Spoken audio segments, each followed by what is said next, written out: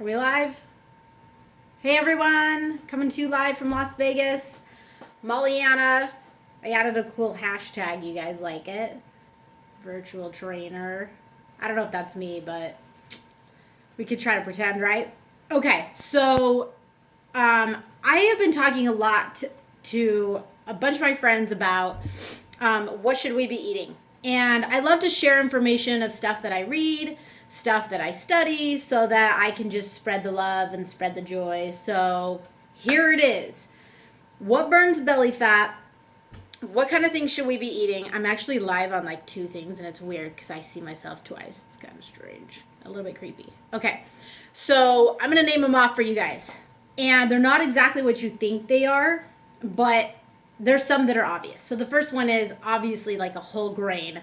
Okay, because we have this bunch of like bleached flour crap in all of our food lately and a lot of toxicity. I'm going to look up at this other one, which is just weird. Maybe I shouldn't even be doing that. Whole grains like oatmeal. Okay, oatmeal is awesome. Brown rice, quinoa, all that kind of stuff. And there's some awesome recipes. I know it kind of sounds like bird food, but it's not. I'm actually going to drop some really cool recipes into the chat as soon as I can actually copy and paste those.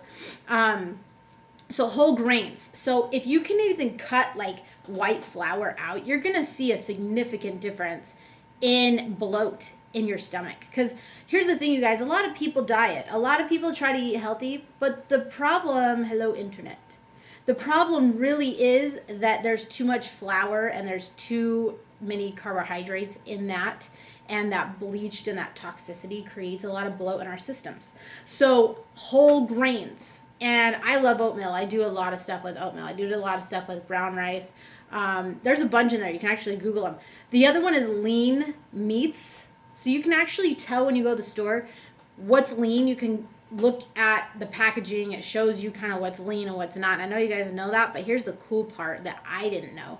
Did you know that your body burns 30% of the calories that are in the food? So if you look at the packaging and it says, hey, this chicken has 300 calories in it, you know you're going to burn 90 calories eating it. And a 300 calorie chicken, that's actually really healthy.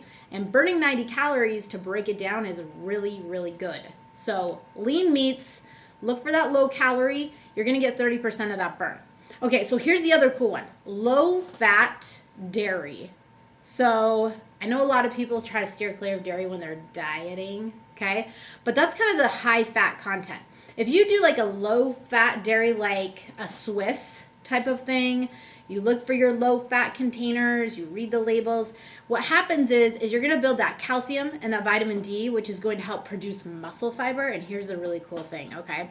You cannot produce fat and muscle fiber at the same time. It's like impossible.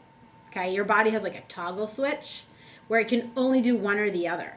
So low fat dairy makes it so that your body starts building muscle, which toggles between that fat production. You can't do both at the same time. So that's what's really cool about that.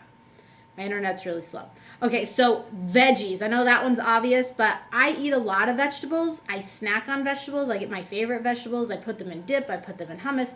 I do all kinds of stuff with vegetables because they burn fat at an incredibly fast rate.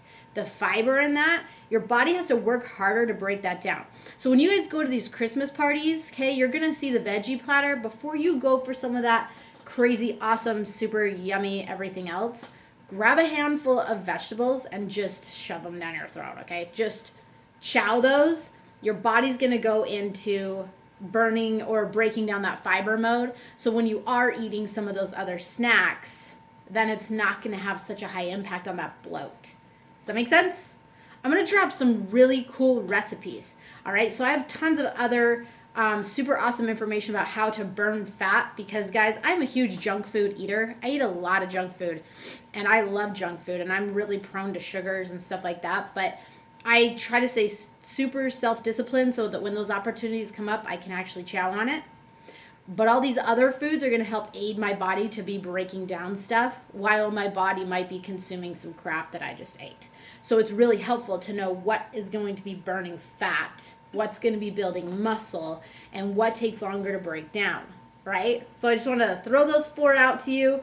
I hope that you guys have a great weekend heading in here for Christmas. Taking my notes off here. I'd like to put some notes on for you guys. All right, have a great weekend. Talk to you soon. Bye-bye.